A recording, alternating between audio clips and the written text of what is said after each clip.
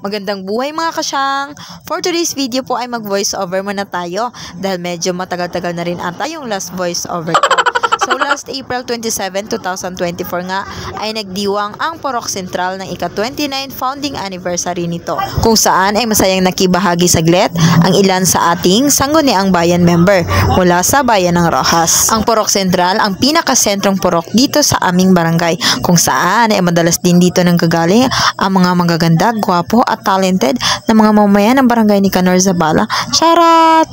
Mag-comment na lang kayo dyan sa comment section. Hindi syempre, basta mga patimpalak, palaban talaga yung mga taga ni Kanor Zabala.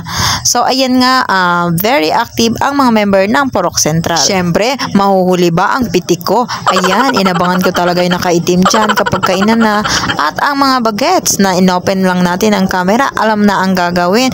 Kaway-kaway sa batchmate ko, Sarah. Syempre, kaya umattend din tayo. Alam mo na, pang content. Hi sa mga napipitikan natin. Pasensya na. So, ayan nga, napitikan natin ulit yung nakaitim dyan. At ang pinakapasayang parte ay ang kainan syempre.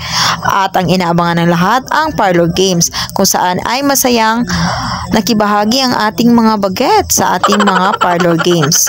At ang mga adult naman, Diyos ko, naubos ang pangamo, kakatawa, enjoy na enjoy. Sabi nga, walang rewind ang buhay. Kaya kung may pagkakataong sumaya, sulitin mo na. Sobrang saya nga at sobrang talagang na-enjoy ang parlor games, lalo na sa ice melting challenge, kung saan ay napakabibo bumayo, ay tumunaw ng ice pala.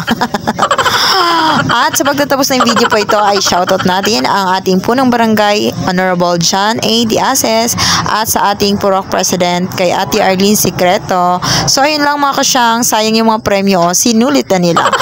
Bye bye for today's video.